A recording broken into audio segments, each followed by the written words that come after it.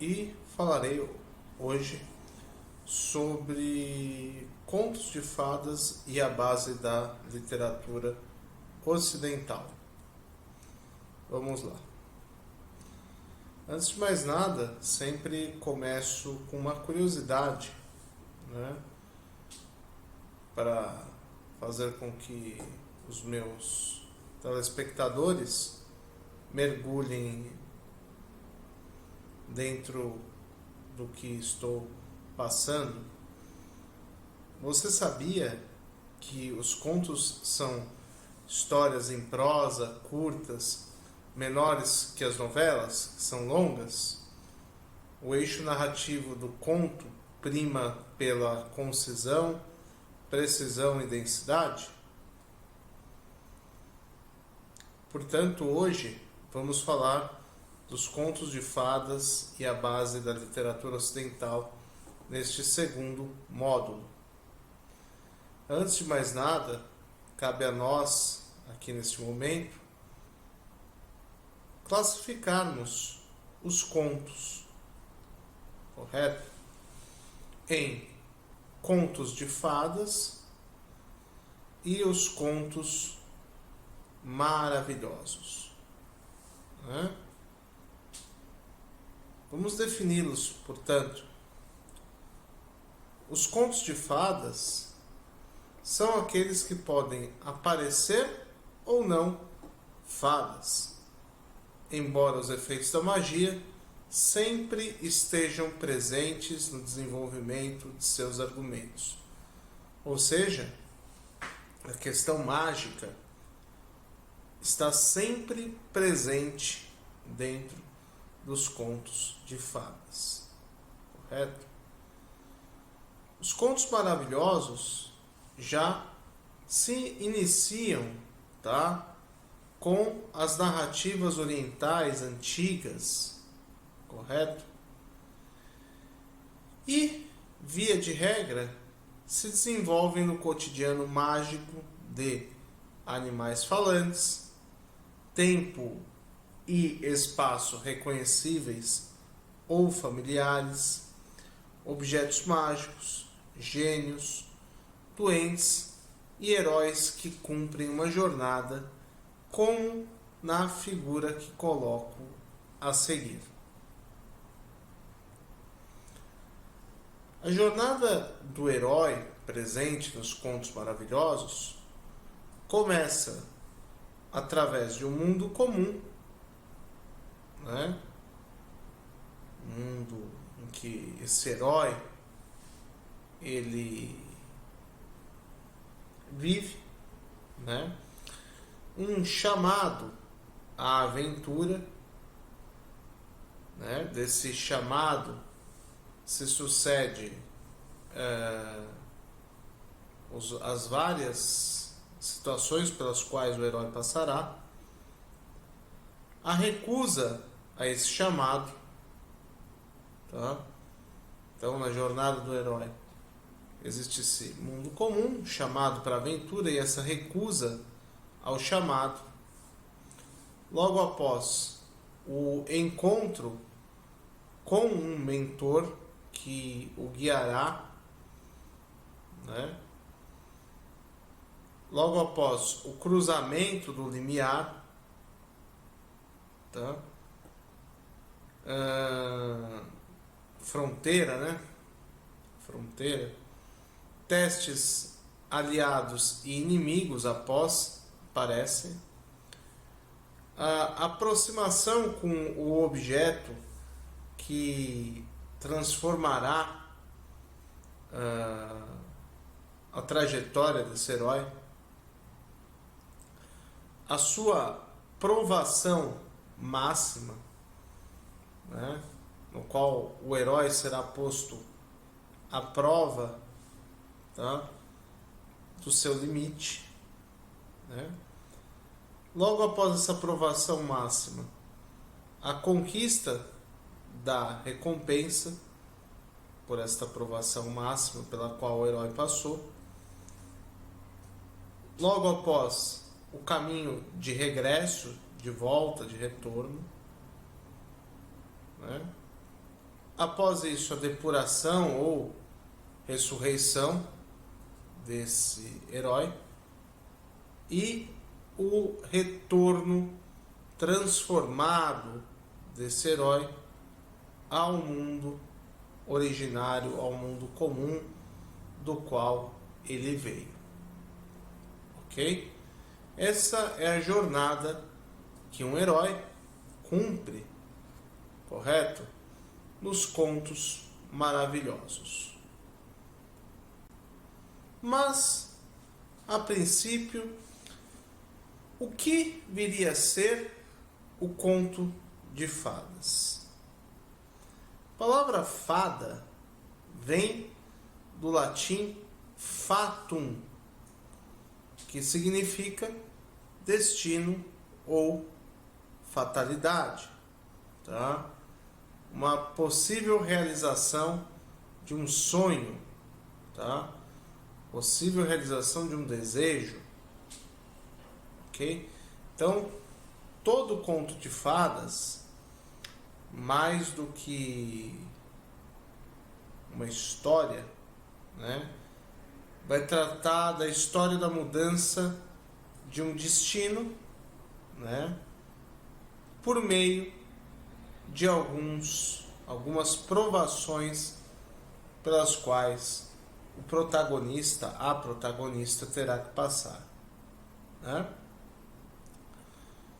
Os contos de fadas ainda, tá, tratam de uma narrativa oral curta, correto? Que se produz a partir de um motivo principal para transmitir valores culturais entre gerações, onde o herói ou a heroína enfrentam alguns obstáculos antes de vencer, tá? Então, os contos de fadas sempre estiveram, tá, aliados à transmissão de alguns valores culturais durante as gerações em quais esses contos circularam, né? Assim como mostrei há pouco o caminho, a jornada do herói, da heroína, né, presente nos contos maravilhosos, nos contos de fadas também haverá esse enfrentamento de obstáculos antes de vencer. Alguns exemplos que eu dou a vocês da literatura mundial infantil, correto? São Rapunzel, a Branca de Neve e os Sete Anões e a Bela e a Fera, tá? Todas essas histórias, os protagonistas, as protagonistas passaram por algumas privações, né? Algumas situações que lhe impuseram a prova, né? A prova do seu valor, né? E no desfecho dessas histórias, as protagonistas, os protagonistas, né, se viram vencedores, né? Como que se estrutura um conto de fadas, né? Os contos de fadas, eles têm algumas dimensões que eu posso falar a vocês. O conto de fada, como um conto que é o subgênero do conto, né, do gênero conto, subdivide-se a estrutura em literário, cultural, existencial e lúdico. Percebam que neste desenho que eu construí,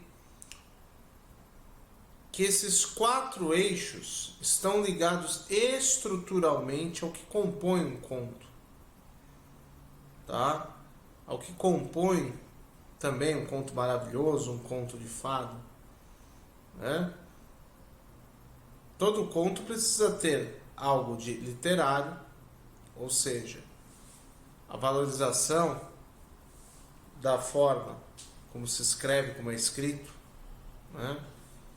Todo conto precisa ter como estrutura valores de determinada cultura, né? Os valores que mais circulam em determinada cultura. Também precisa ter também uma vertente existencial, ou seja, o conto procurar ensinar pela exemplariedade, né? Pela exemplariedade. E todo conto também, correto, tem a característica do lúdico. Por quê? Brinca com a imaginação dos seus leitores, daqueles que ouvem as histórias, daqueles que leem as histórias. Então, o conto é operacionalizado estruturalmente por esses 4 eixos expostos. Vejamos alguns elementos, portanto, dos contos de fadas.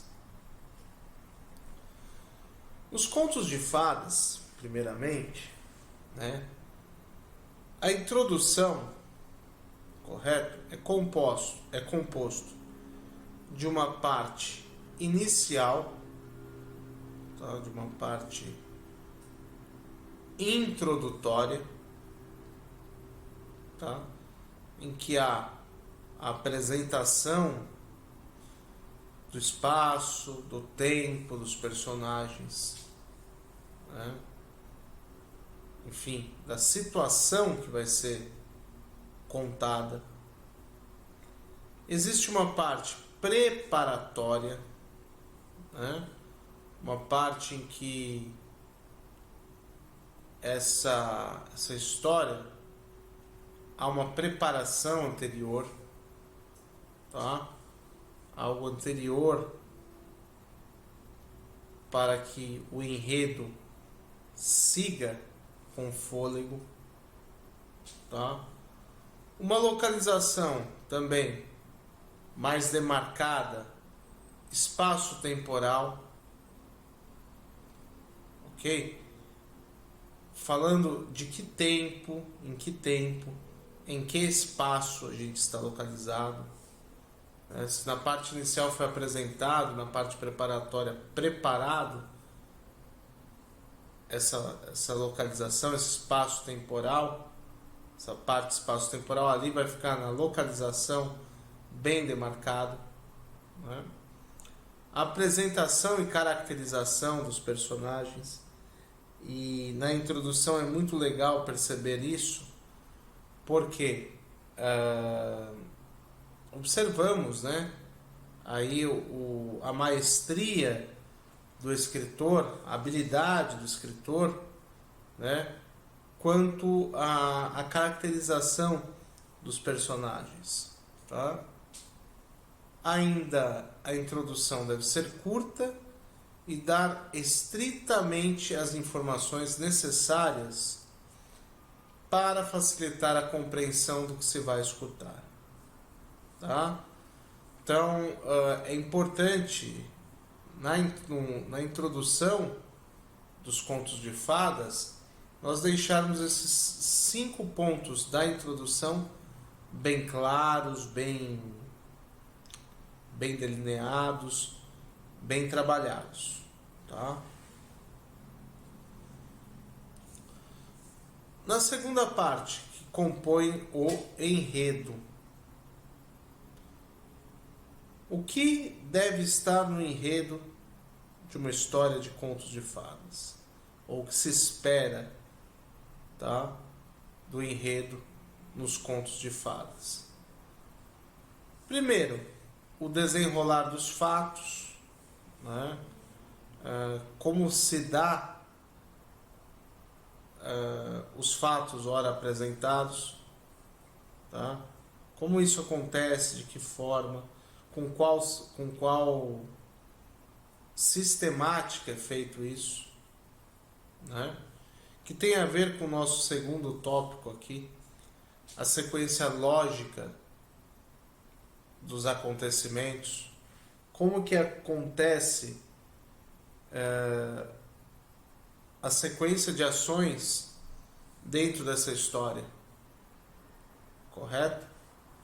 E o terceiro, a trama em si, né? Como se enreda, como se amarra, como se teifica a trama da história, né? O enredo, né, ele geralmente obedece essas três características que foram levantadas, tá? E o mais importante é que essas três características estão bem amalgamadas, estão bem juntas, correto? Terceiro ponto dessa estrutura dos contos de fadas que foi apresentado aqui a vocês, esses elementos, desculpa, seria o clímax da história, né? Que é o ponto alto da história, seria o pico da história, né? Portanto, como escrito aqui, é o ápice da narrativa, correto? É a sequência mais ilustrativa da história toda. É um ponto alto, a gente costuma dizer. Portanto, o pegar fogo, né, é aquele momento da história em que você fala, poxa, a história estava caminhando desta forma e de repente nesta página ela se transforma totalmente e vira outra coisa, tá? É o pegar fogo da história. E o clímax também, né? Acontece o uso da voz, né? O uso da voz aí ilustrando o clímax da história. O quarto ponto, correto, é o desfecho, tá? Conclusão, desfecho, enfim, como quiserem. Nos contos de fadas, né, esse quarto elemento aqui, ele encerra a trama, né? Ele geralmente aponta a conclusão a que os personagens chegaram, enfim, a que a história chegou, né?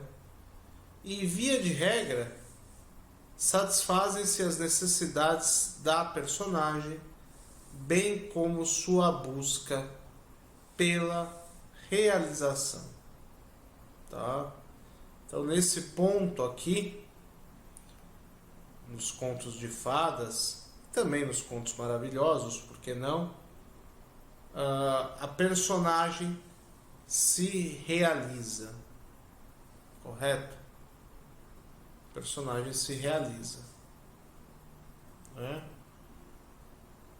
Então é muito importante a gente perceber que os contos de fadas trabalham, os contos de fadas maravilhosos trabalham com esses elementos aqui colocados.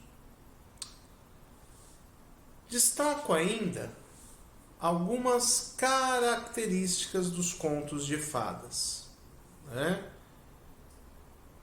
Para você saber que se trata evidentemente de um conto de fadas, se caracterizará primeiramente pela presença de seres, objetos e lugares mágicos. Bruxas, fadas, heróis, duendes, varinhas de condão que fogem aí à lógica real do tempo, tá? Se a gente pegar, por exemplo, a Bela e a Fera, um exemplo que eu dou a vocês, né? A Bela e a Fera, né? Candelabros dançam, né? Tem olhinhos, né? Feras horrendas são transformados em belíssimos príncipes, né? Bruxas se transformam em belas mulheres, ou belas mulheres se transformam em bruxas, né? Há presença de duendes, de anões, né? E também não pode deixar de falar as tais das varinhas de condão, né? As varinhas de condão. Percebam, todos esses objetos que por ali circulam na história, eles fugirão à lógica real, à lógica da verossimilhança de qualquer outra situação, tá? Varinhas de condão não existem, né? Bruxas, fadas, duendes não existem. São seres mágicos, objetos mágicos, lugares mágicos, correto? Outra característica importante, cabe frisar aqui, ok? É que os contos de fadas também apresentam um número restrito de personagens, geralmente motivados, né, por oposições, né? Então, personagens opostos por motivações simples. Por exemplo, um personagem é generoso, o outro é egoísta. Um é confiante, o outro é traidor. Um personagem ama, o outro odeia. Exemplos não faltam. Branca de Neve, por exemplo, e os Sete Anões, né? Branca de Neve é o extremo da inocência, enfim, da candura, né? Da simplicidade, né? Agora, a madrasta, a megera, a bruxa, ela é odiosa, ela odeia a Branca de Neve. Ela quer fazer de tudo para acabar com a Branca de Neve, né? Então, é típico nos contos de fadas também apresentar essas motivações aí opostas, tá? Um terceiro tópico para falar sobre algumas características dos contos de fadas é o desfecho, ok?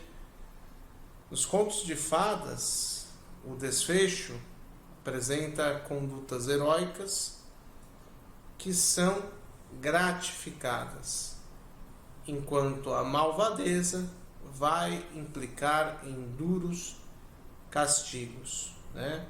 Os contos de fadas tradicionais, geralmente, a gente percebe isso bem desenhado, bem delineado, durante a história, ok? As condutas heróicas são gratificadas, enquanto a malvadeza implica em duros castigos. Tá? Se a gente pegar os diversos contos que foram filmografados, né, foram retratados pela Disney, enfim, a gente vai perceber claramente essa vertente, tá? O quarto tópico, né, que nós podemos colocar é de que nos conteúdos, as narrativas valorizarão a esperteza e a solidariedade, mas não vão explicitar claramente nenhum tipo de julgamento, tá? Então, as narrativas, a gente vai perceber bem claramente, elas vão valorizar a esperteza e a solidariedade, mas não vão objetivamente explicitar nenhum tipo de julgamento. Claro? E a última característica, a quinta característica dos contos de fadas, é que a linguagem tem que apresentar clareza e objetividade, correto? Para ter os seus sentidos facilmente identificáveis, tá? Então, a linguagem dessas narrativas, dessas histórias, elas terão que ser sempre claras e objetivas, correto? Por quê?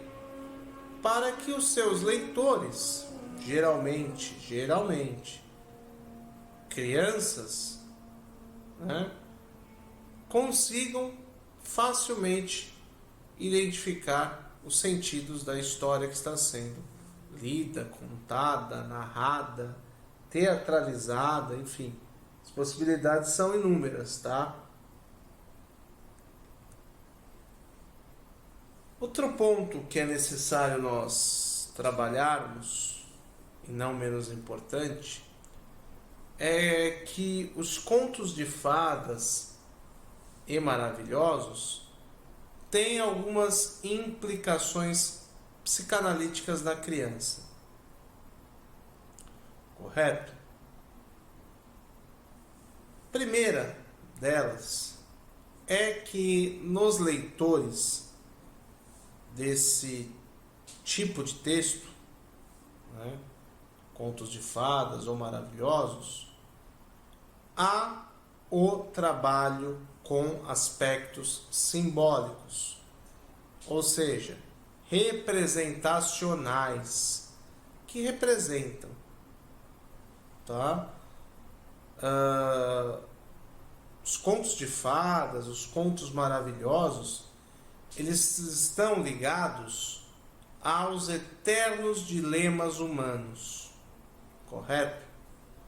O bem versus o mal, o certo versus o errado, o belo versus o feio. Então, quando você propõe a uma criança o trabalho, a leitura, enfim, a vivência com esses contos de fadas, de certa forma, você está fazendo ele mergulhar em um mundo imaginário, em que estas crianças são expostas, tá,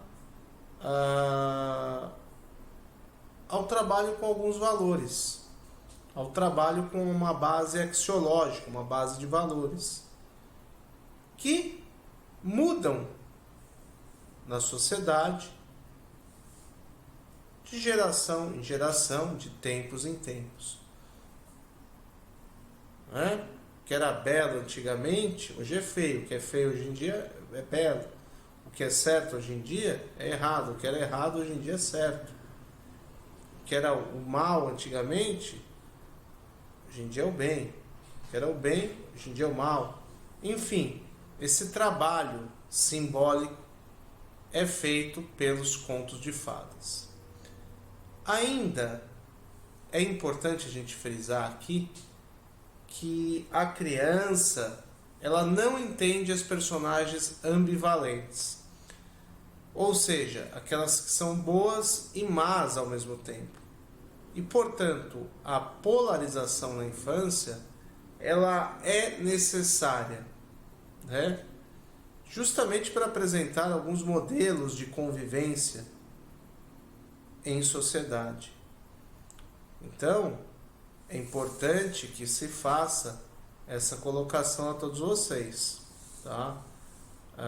Essa polarização na infância, ela é necessária. Para quê? Para a criança ter noções de certo e errado, de belo e feio, de do bem e do mal, né?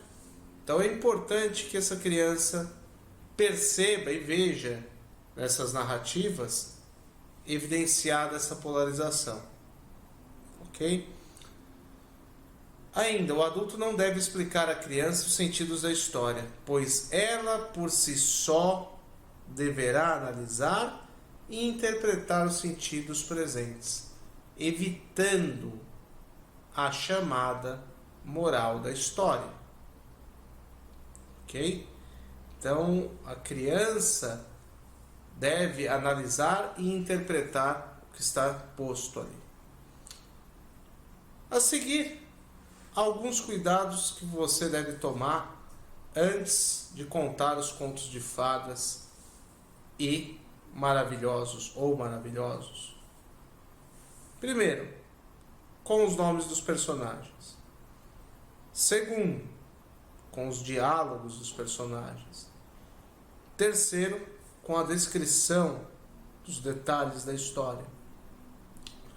Quarto, com a conclusão da história, que não deve apontar nenhum tipo de moral e nem fazer explicações das lições, como já dito anteriormente. E ao contador de contos de fadas, cabe contar apenas, então somente, contar. As conclusões, quem deve tirar é o ouvinte, é o leitor, é aquele que está prestigiando aquele conto maravilhoso ou aquele conto de fadas. Correto? Indico alguns livros dos quais eu baseei esse nosso encontro. Um deles, e não menos importante, mas trata-se de um verdadeiro tratado psicanalítico, tá? Que é a Psicanálise dos Contos de Fadas, do Bruno Bettelheim, tá? E mais dois livros também, que também são dois tratados de literatura infantil, tá? Que é o livro da falecida professora Nelly Novaes Coelho, da USP, Literatura Infantil, Teoria e Análise Didática, tá? Da Editora Moderna, 2000, e um livro específico da professora Nelly, que trata apenas de contos de fadas. Quem quiser se aprofundar em pesquisar, enfim, trabalhos de conclusão de curso, dissertação de mestrado, tese de doutorado, o Conto de Fadas, Símbolos, Mitos e Arquétipos, da DCL, editora DCL, de 2003. Correto? Esses três livros aqui, a bibliografia inteira, referência bibliográfica inteira, tá? É muito pertinente para o trabalho com esse tema, mas esses três aqui são quase que um tratado para quem quer se aprofundar um pouco mais na arte, né, dos contos de fada. Ok? Deixo aqui meu muito obrigado para vocês. Espero reencontrá-los no próximo módulo. Um grande abraço a todos, até logo e tchau, tchau.